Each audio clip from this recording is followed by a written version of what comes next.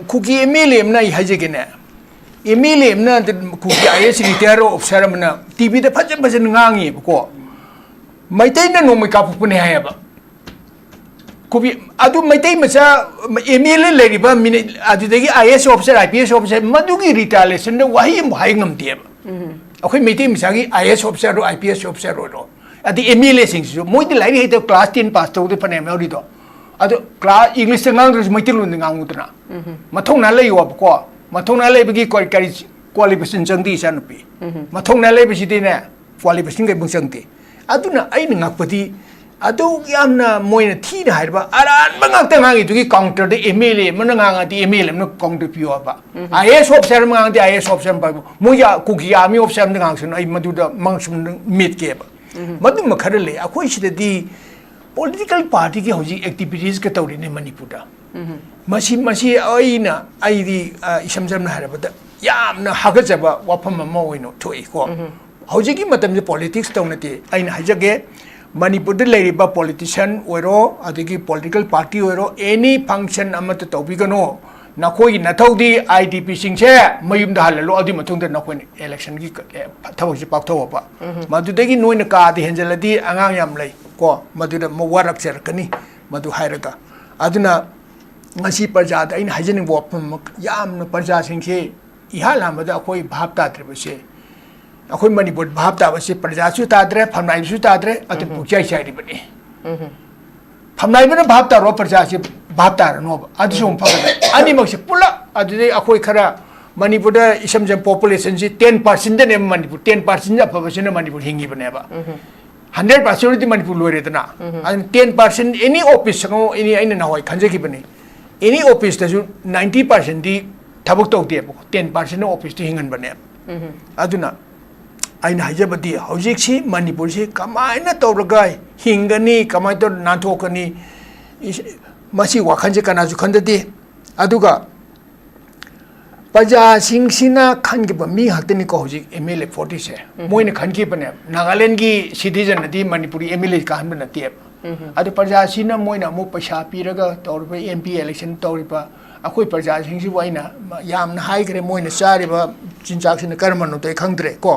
adu pusian ju sengde aina chugi se suspension operation gi se August 2023 da aina kakna bagi ai sign to bani supreme court da thagi bani tomchana mai president ron ga da mai mim chela sign to sigi bani adu na ngasi bauta kari mo action lorte supreme court da sesu moi PM gi pocket le phone wapun ni ko adne ka shukana ro akoina thaba se hijamira bod ngasi hingam tar di makap kani ne makap kani ma hingam tar di asmanipur jaina semja manipur di loi kon aina khalo manipur do aduna masi dilip kengi wafam simai wafam tajike manipur da leriba hoji lambi da sai den leriba khaini charaga leriba mi yang chaliba sipai singse aina khanje badi relief ken side da moi my bay village hanjan gi haradi akoi army all round defense nam le ko defense ro village khudi mangang dar si relief ken kharadi adu moi nga ga halan bi ya government plan tor ga ajene supposing lemo khong harasine mamang da army khong le re moi gi side ma tani ai lemo khong diam tin chali moi na ngak ti si mamang da army lem chuking chang aroi side ta tor ga maning le ram ni na akoi north ka south ki portion du da ne ba adu the post khara kanu patrolling to holaga police thamaga ilai lai na ichanupi ai haddi masi mayum da halan bati ilai lai makhoina ne sanari bane national no hangtok pase masi hangtok khedi kasunati makhoina sanaba si lilanda akoi ti moi lang da thuri bane ba khoisi aduna relief kan delay basi se mai manipur masa hangtini ne moi se a atopa lamam di laga lehin bana te ba aduna akoi se lai ba missing sina relief kan se kari nu hai basi mi sing se khangbam toi aduga ai wafam te apilam ki tok joke masi governor se ang ta na ba english tong thai ge ai yamna ai we win harge as a senior citizen of Manipur I am appealing to the honorable governor of Manipur kindly take some action or immediate action for safety and security measure for the innocent general public, particularly 60,000 innocent IDP. to make some ways and means to return them to the home at the earliest or at an early date. I know you are doing a wonderful job for the Manipur, but it is not satisfying to the people of Manipur. People are dying daily and they are hanging themselves, and you must be reading it in the newspaper also. And at least you should concentrate firstly to the work of the returning of the IBP. And you can, I'm sure these you should be, I'm not this thing giving any order or something. It is the first priority. Kindly take the priority of work. And this should be the first priority. The second is the opening of the national highway. It is my humble request as a senior citizen of Manipur. Aduga India ki Prime Minister mo Home Minister di mo Hindi dang ang na Hindi dai ke tuta pota mo khang na ba ko mawani Hindi ang English ngang de ba Shri Narendra Modi ji Prime Minister of India और Home Minister Amit Shah ji आप दोनों को मैंने दिल से प्रार्थना करता हूँ और हमारा 60,000 डिस्प्लेस्ड पर्सन अपने घर वापस नहीं जा सक रहे, इसको जल्दी से जल्दी इनका घर में जाने के लिए थोड़ा इंतज़ाम करा दीजिए। ये हमारा हम्बल रिक्वेस्ट है, आप थोड़ा ये बात को ध्यान से सुनिए। ये हम लोग है ना मणिपुर ये इंडिया का पार्ट है। We are citizen of India, we are citizen of India. We are not, I mean, Manipur is not foreign country. So please treat us like an Indian citizen. Aduna in Hajabadi Chini. Akwai the Indian citizen when a treat of drive city Akwaina. Tenghang Kia the Ugre. Aduna Manipur say, Parja Singh say, Awa Bagi Namkaido, Lala Badi, Am Satiba, Mom the Lakani. Aduna. Nasi asum mathabak tawisi adu akhoi praja ama akhoi Manipur chong de pulap punjansi or unity thamsi aduga akhoi sidai leiriba senior citizen oiro housing Manipur se kan batar di Manipur se kan batar di akhoi youth of Manipur na mana kan gadabane si ki topic asi relief kenda leiriba mi sing awabati untold story ni moina akhoi na haibada ngang bada amasung min ubada nungai ga ta bawa phum phun natre aduga makhui concrete oiba policy so am bo leitri moi relief camp si kamai to ge khudam amta haijege more de lakpa relief camp si moi ne leibi si ta ngasi bok da mi kunthra hum do sikre camp si de leibi sing si masi manung da angang mari di hapta am da dum si aduga go mena piri basi hauji moi gi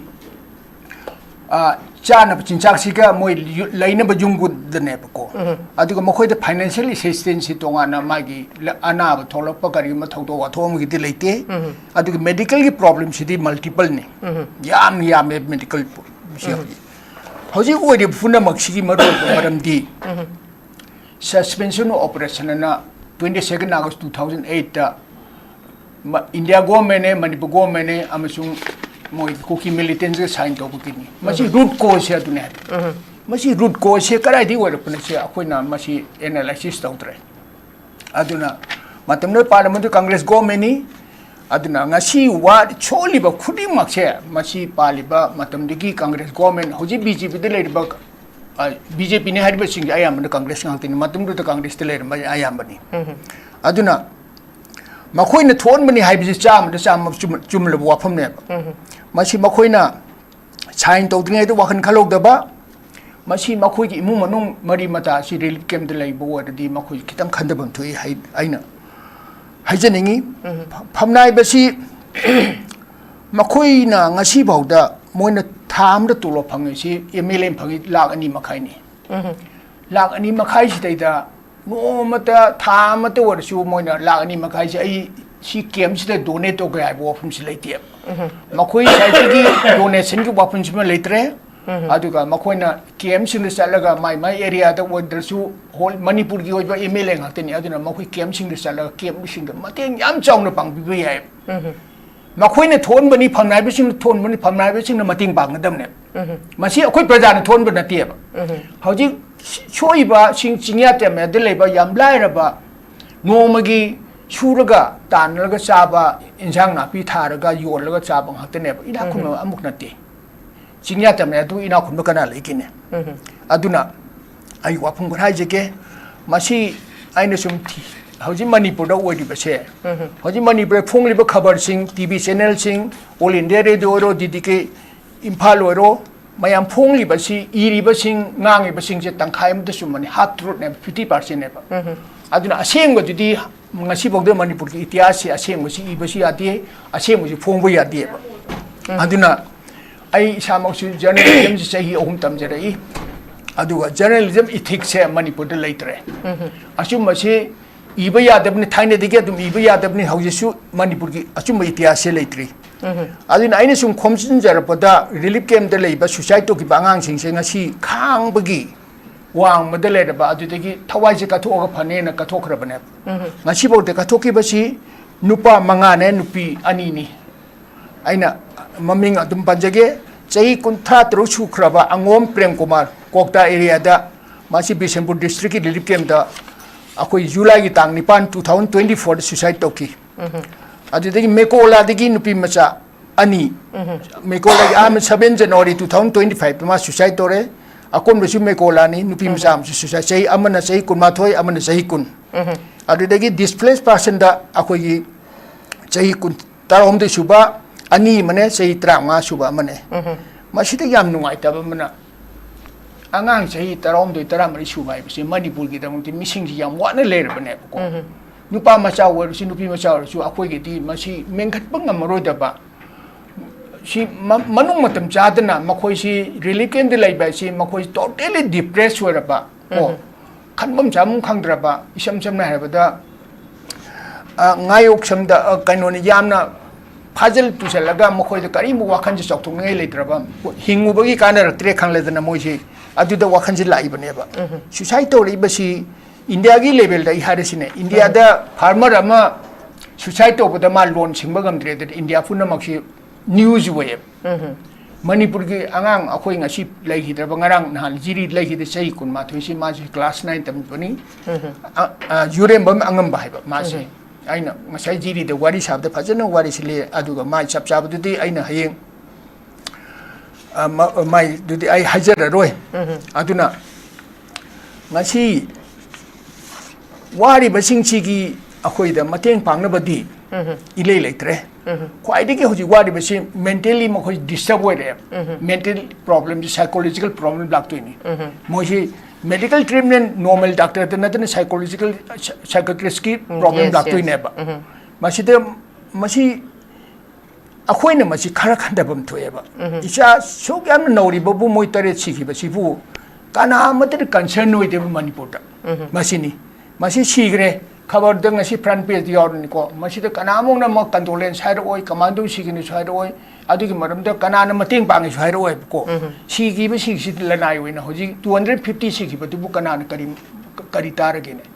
अदुने चै आंगांग यांखयुम बुसु मांगदना लेरी अदुना अखोइ प्रजा सि मोंफम दे थमगा चप मानरे होजि रिली किम दे लेरी बिसे मोंफम मचा मा मोंफम दे मै थाद्रिंग दे थमबा मफम मोय second first priority दे लेत्रमनि मोंफम चप मान थमे हाइजरी मसिना अखोइना सुम खंदबदा कनासु कंसन नोइदरब्रा अदुना आइन हाजनिंगबदी एमपी इलेक्शन की ममांगदा मोय कैंडिडेट खरन अदुम लावखिबनी आइन हेक कारदी रिलीफ कैम्प द लेबा मी सिंगसे यालांबा पार्टी द आइन मयुम हलनगने हाइगने अदि अप्रैल दर कइनो हाइदोखिबतो हंत के इलेक्शन था मंगा तरुक सुरेतना था मंगा तरुक से अखोइना ngangoidabo wa khara nganga parliament phare phare phare tor thabak oina tobudini akhoina pami base wa du nati wa ngangba nati ba khoin pamjeri se aduna aina wafam ta hajaningi hayeng se hijami rabot ki chamaga kun ma pan suba mapong numini ko masida nakhoi phamnaiba nakhoina ne ikai ba khra khangbiradi nangi lamja saje tung jangbiu nang furan bagi lamja corruption ki na hijami rabot ki murti de lai kat bi gano nang ikai bakra khangba nabukchin do cheng agati lai kat pase nabukchin cheng da bin manipur de tholak pa samaj tholak ikai bi khra khangbi hoba na khoina bo miui bigi minung sigi masjid ma yaw khra ba ꯑꯩꯅ ꯍꯥꯏꯖꯕꯗꯤ ꯅꯈꯣꯏꯅꯕꯨ ꯀꯔꯤ ꯃꯅꯤꯄꯨꯔꯗ ꯀꯔꯤ ꯑꯐꯕ ꯊꯕꯛ ꯇꯧꯈ꯭ꯔꯒꯦ ꯑꯩ ꯀꯣꯏꯁꯟꯁꯦ ꯉꯁꯤꯐꯥꯎꯗ 75 year ꯄꯥꯜꯂꯕ ꯀꯪꯒ꯭ꯔꯦꯁꯅ ꯕꯤꯖꯦꯄꯤꯅ ꯄꯥꯟꯕꯁꯤꯗ ꯃꯅꯤꯄꯨꯔꯗ ꯀꯔꯤ ꯃꯣꯏ ꯄ꯭ꯔꯖꯥ ꯅꯤꯡꯁꯤꯡꯕꯗ ꯀꯔꯤ ꯊꯕꯛ ꯇꯧꯈ꯭ꯔꯒꯦ ꯃꯈꯣꯏꯒꯤ ꯃꯔꯟ ꯃꯊꯨꯝ ꯄꯩꯁꯤꯕ ꯌꯨꯝ ꯋꯥꯡꯕ ꯑꯗꯨꯗꯒꯤ ꯁꯥꯒꯩ ꯅꯥꯇꯩ ꯋꯥꯡꯍꯟ ꯐꯍꯟꯕꯗꯨ ꯅꯠꯇꯅ ꯀꯔꯤ ꯑꯣꯏꯈ꯭ꯔꯒꯦꯕ ꯃꯁꯤꯅ ꯑꯩ ꯍꯥꯏꯖꯅꯤꯡꯕꯗꯤ ꯑꯩꯈꯣꯏ ꯃꯅꯤꯄꯨꯔꯁꯤ ꯂꯣꯏꯔꯦ ꯀꯩꯅꯣ ꯃꯅꯤꯄꯨꯔ ꯂꯣꯏꯔꯦ ꯍꯥꯏꯕ ꯑꯩꯈꯣꯏ ꯂꯝꯕꯤ ꯆꯠꯄ ꯌꯥꯗ꯭ꯔꯦ open gender lay by na masam masing kang hajar ke akoi si kari no mi mo ban hing bada akoi gi bolera ma akoi kakik kai da sarang da thamaga phalong lo thoka ko cha mai mawong de lerap ne bolera mi thamba cha manana open jail de lay bagi mawong ma na ri ko aduna haining id yam lay aduga aini khwading ngai bidi masi manipur da nearly 1 lakh in lay ba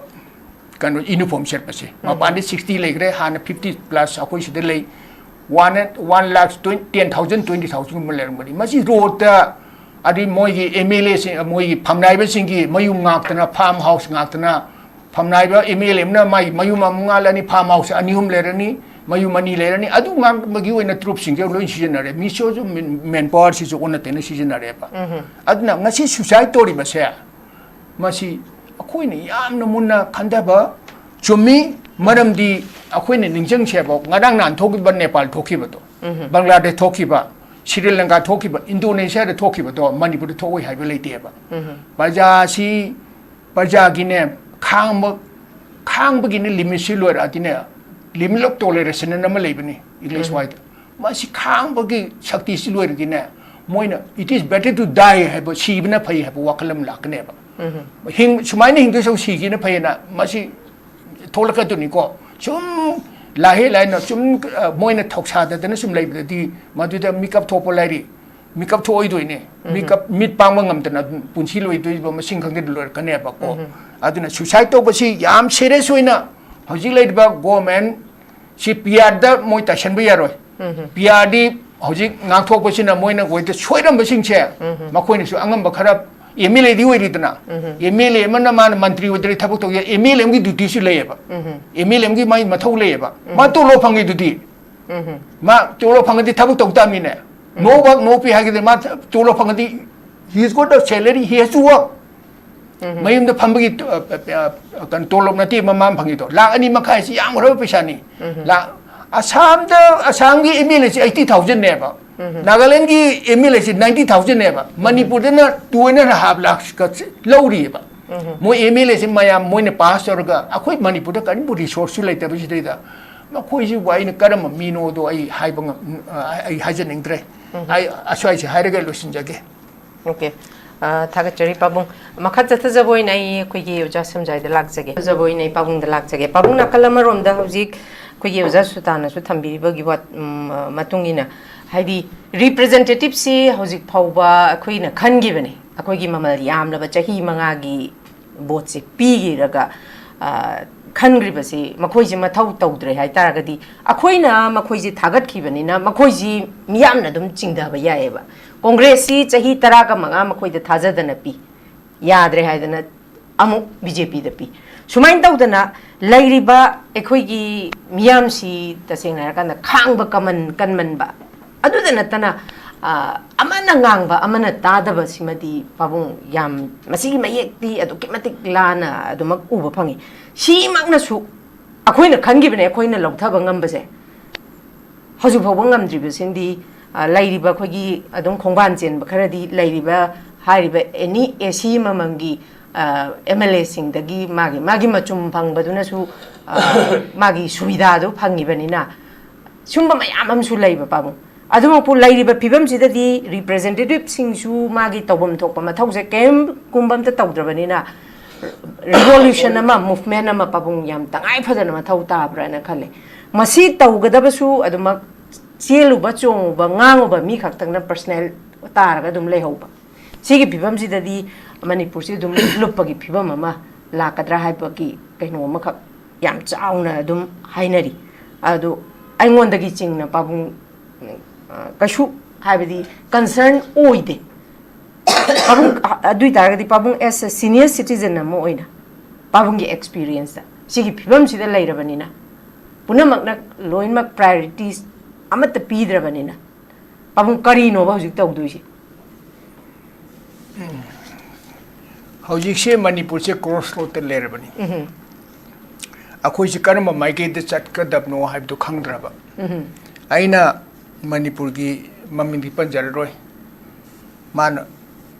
ओइबदुदाई उनबला चलुई अदुदाई न कयौला यामो आई congratulation तो लापने आई वाही अमता Hiram के हायरमनी दिल्ली दे के ढोल लेरगा मणिपुर जा जगोई सानगन को नै हायरमने निमित्तो अदु सबसाने तो इसिनी अखोई की कोक्सिदने ब्रेन सिदने अखोई सी अखोई ने इसाने इसासे कनानो खंगदब खंजब ngamtre मीन लोइन हौजिक इचानुपिन हाइरी द सुजातन हारितनी अखोई सेंट्रल गवर्नमेंट की कनुतनी प्ले दने अखोई न कनुची मोय मखादने लोइन म छानरी बसे कुकी सु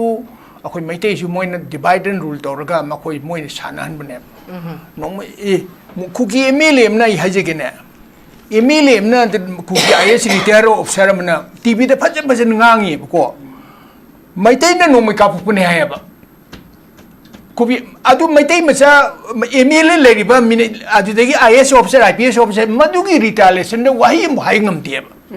अखोई मैते मचागी आईएएस ऑफिसर रो आईपीएस ऑफिसर रो अदि एमएलए सिंग मोइदि लाइरि हेत क्लास 10 पास तौदे फने मेरिदो अदु क्लास इंग्लिश ngang मैते लुन nganguतना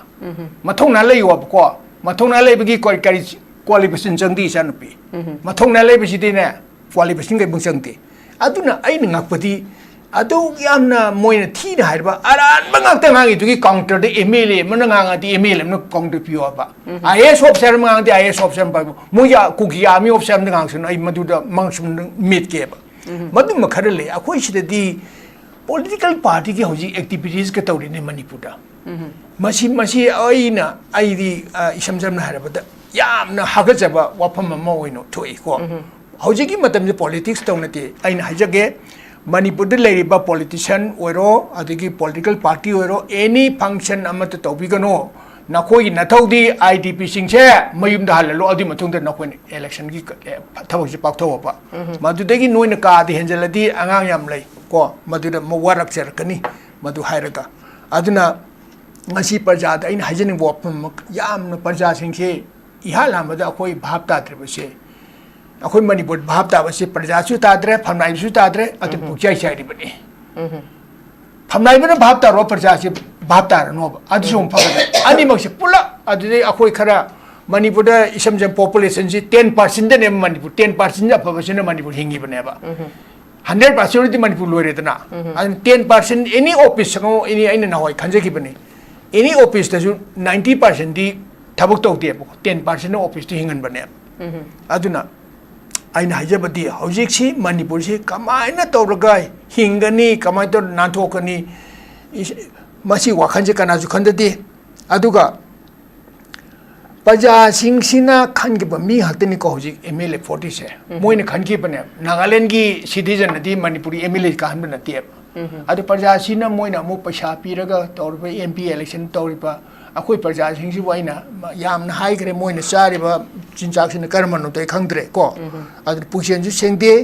आइना सुगी से सस्पेंशन ऑपरेशन की से अगस्त 2023 दा आइना कक्नबगी आई साइन तौबनी सुप्रीम कोर्ट थागिबनी तोमचाना मागी प्रेसिडेंट ओरगाद माइ मियम चले साइन तौसिगिबनी अदुना ngasi बौता करिमो एक्शन लौरते सुप्रीम कोर्ट सेसु मोगी पीएम की पॉकेट लेब फोन वाफुनी को अदुना कइसु कानरो अखोइना थाबा से हिजमीरा बोर्ड ngasi हिंगम तारदि मा कपकनी ने मा कपकनी मा हिंगम तारदि अस मणिपुर जाइना सेमजब मणिपुर लोरी कोन आइना खालो मणिपुर अदुना मासी रिलीफ कैंप की वाफम से माई वाफम ताइजिके मणिपुर लेरिबा होजी लंबी चाइदन लेरिबा खैनी चारगा लेरिबा मी यंग चलिबा सिपाही सिंगसे आइना खंजेबदि रिलीफ कैंप सिदेदा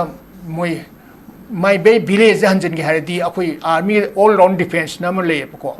डिफेंस रगा विलेज खुद मंगांग दरसी रिलीफ कैंप खरदी अदु मोय ngaga हलन बयाय government plan तोरगा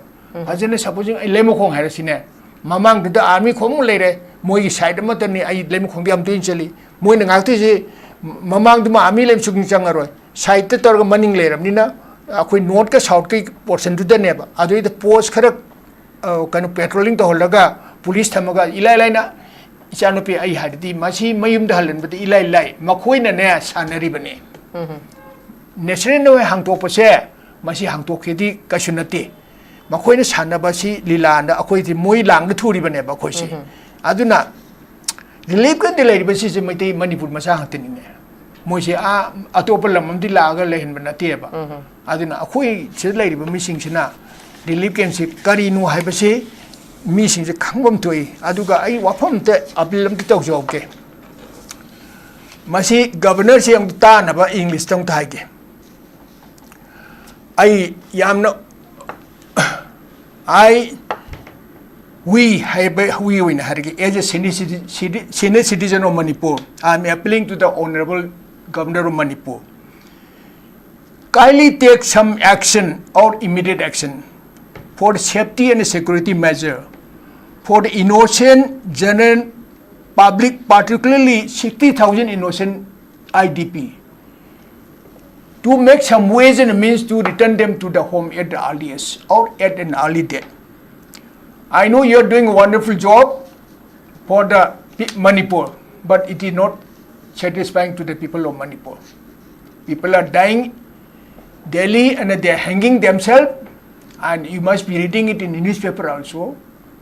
And at least you should concentrate firstly to the work of the returning of the IDPs. And you can, I mean, so these are, you should be, I am not this thing giving any order or something. It is the first priority. Kindly take the priority of work, and this should be the first priority. The second is the opening of the national highway. It is my humble request as a senior citizen of Manipur. Aduga India ki Prime Minister mo Home Minister di mo Hindi dang ang na Hindi dai ke tuta pota mo khang na ba ko mawani Hindi ang English ang de ba Shri Narendra Modi ji Prime Minister of India और Home Minister Amit Shah ji, आप दोनों को मैंने दिल से प्रार्थना करता हूँ और हमारा 60,000 डिस्प्लेस पर्सन अपने घर वापस नहीं जा सक रहे, इसको जल्दी से जल्दी इनका घर में जाने के लिए थोड़ा इंतज़ाम करा दीजिए। ये हमारा हम्बल रिक्वेस्ट है, आप थोड़ा ये बात को ध्यान से सुनिए। ये हम लोग है ना, मणिपुर ये इंडिया का पार्ट है। We are citizen of India, we are citizen of India, we are not, I mean Manipur is not foreign country, so please treat us like a Indian citizen. अदुना इन हाइजबदी सिनी अखोइदा इंडियन सिटीजन ओइना treat तौद्रे हाइबसिदी अखोइना तेंखांग कयादा उग्रे। अदुना मणिपुर से प्रजा सिंगसे अवाबगी ngam lala bati yam sathiba mawam lakani aduna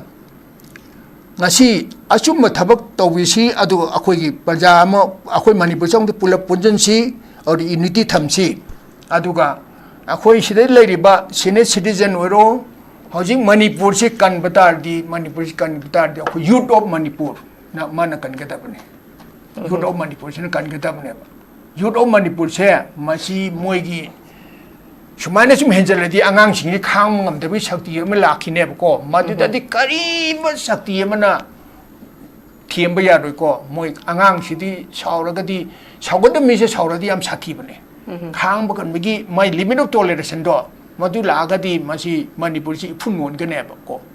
अदुगा ngasi Manipur दा वाहलगा तुमिने लेरिबा नुंगाइने लेरिबा मोय हंदक एमएलए फमनाबे सि मसक मतो याम फजरे आइने सम उजाबता खबर दो उबा टीवी दो उबगा से अदुग मोय याम नुंगाइ तबमना फोटो ग करी गसु मोय फैमिली गी याम नुंगाइ ब लैबगी मदो फेसबुक त करी थाग लैने मोय से आइने सम खालेबा मखोय से कई मी ओबिगी वाखन सि म सुकान गंदब मीने खालेबा बजाना सुक याम लेरि मतम सिता सुक याम वा लेरिंगे त मखोगी मसक्तु यिंगनिंगद्रा सि मोय खनब ngamतेबा अदुना याम नुंगाइ तब आइना मिनिट मंगा द लौजेगे को आइने से जिरिबाम से जिरीबाम से नुंगाइ जते जिरीबाम से अखोय मणिपुर की टेरिटरी मनुंग दे लेब से कनामुन खंद्रे बको थाइने दिगी होना जिरीबाम से कनानु थौसा दबनी हौजी हेल्थ केयर से जिरीबाम दे लेब हॉस्पिटल से मसरे ऑक्सीजन की प्लान नंबर लेते ऑपरेशन थिएटर लेते ꯑꯗꯨ ꯕ꯭ꯂꯗ ꯕꯦꯡꯛꯁꯨ ꯂꯩꯇꯦ ꯑꯗꯨꯅ ꯖꯤꯔꯤꯕ ꯑꯃꯗ ꯂꯩꯕꯁꯤꯡꯁꯤ ꯃꯣꯏꯁꯤ ꯃꯦꯗꯤꯀꯦꯜ ꯇ꯭ꯔꯤꯠꯃꯦꯟ ꯁꯤꯜꯆꯔꯗ ꯆꯠꯂꯦꯕꯀꯣ ꯑꯗꯨꯗꯒꯤ ꯃꯈꯣꯏꯗ ꯂꯩꯇ꯭ꯔꯤꯕꯁꯤ ꯑꯩꯈꯣꯏꯒꯤ ꯁꯦ ꯗꯤꯁꯇ꯭ꯔꯤꯛ ꯇ꯭ꯔꯥꯟꯁꯄꯣꯔꯠ ꯑꯣꯐꯤꯁꯔ ꯂꯩꯇꯕꯅꯤꯅ ꯃꯣꯏ ꯂꯥꯏꯁꯦꯟꯁꯁꯤꯡꯁꯦ ꯑꯁꯥꯝꯗꯒꯤ ꯂꯧꯔꯤꯑꯕ ꯀꯔꯤꯒꯨꯝꯕ ꯂꯥꯏꯁꯦꯟꯁ ꯂꯧꯒꯦꯗꯤ ꯑꯗꯨꯅ ꯃꯣꯏꯗ ꯖꯤꯔꯤꯕꯥꯝꯁꯦ ꯍꯥꯏꯅꯤꯡꯉꯥꯏ ꯈꯟꯗꯅ ꯍꯧꯖꯤꯛ ꯋꯥꯔꯤꯕꯀꯣ ꯑꯗꯨꯅ ꯃꯁꯤ ꯖꯤꯔꯤꯕꯥꯝꯁꯦ ꯁꯨꯃꯥꯏꯅ ꯁꯨꯝ ꯇꯧꯔꯗꯤꯅꯦ ꯑꯩꯈꯣꯏ ꯃꯅꯤꯄꯨꯔ ꯈꯨꯠꯇꯒꯤ ꯅꯥꯟꯊꯣꯛꯈꯤꯅꯦ ꯁꯤ ꯃꯁꯤ ꯈꯤꯇꯪ ꯈꯨ ꯁꯦꯟꯅꯒꯗꯕꯅꯤ ꯑꯗꯨ ꯍꯦꯂꯤꯀꯣꯞꯇꯔ ꯁꯥꯔꯚꯤꯁ ꯑꯅꯤꯁꯤ ꯄꯣꯜ ꯍꯟꯁꯀ ꯂꯩꯔꯤꯕ ꯃꯅꯤꯄꯨꯔ ꯍꯦꯂꯤ ꯁꯥꯔꯚꯤꯁꯁꯤꯁꯨ ꯃꯣꯏꯁꯤ ꯌꯥꯝ ꯑꯦꯛꯁꯄꯦꯟꯁꯤቭ ꯑꯣꯏꯕꯅꯤꯅ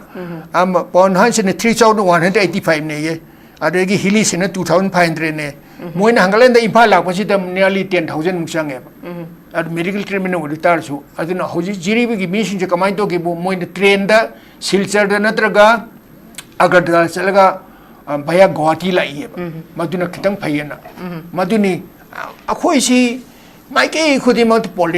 ꯄꯣꯂꯤꯇꯤꯛꯁꯇ ꯑꯣꯏꯔꯣ ꯑꯩꯈꯣꯏꯒꯤ ꯀꯩꯅꯣꯁꯤꯗ ꯑꯣꯏꯔꯣ ꯏꯀꯣꯅꯣꯃꯤꯛꯁꯇ ꯑꯣꯏꯔꯣ ꯑꯩꯅ ꯍꯥꯏꯖꯈ꯭ꯔꯦ ꯍꯟꯖꯟ ꯍꯟꯖꯟꯅ ꯁꯣꯁꯤꯌꯦꯜ ꯔꯤꯂꯤꯖꯟꯁꯦ ꯑꯩꯈꯣꯏ ꯂꯣꯏꯅꯃꯛ ꯏꯚꯟꯁꯦ 4 ꯄꯤꯂꯔꯗ ꯑꯣꯏꯕ ꯃꯣꯏꯒꯤ ꯖꯔꯅꯦꯂꯤꯖꯝꯗ ꯑꯣꯏꯔꯣ ꯄꯨꯡꯁꯣꯏ ꯁꯣꯏꯔꯤꯕꯅꯤ ꯃꯁꯤ ꯂꯧꯈꯠꯄ ꯌꯥꯗꯅ ꯁꯣꯏꯔꯤꯕ ꯑꯩ ꯋꯥꯐꯝꯁꯤꯡꯁꯦ ꯍꯥꯏꯔ ꯂꯣꯏꯁꯤꯟꯖꯒꯦ Okay. Thank you very much. Thagachari Pabung. Makha chatha jabo inai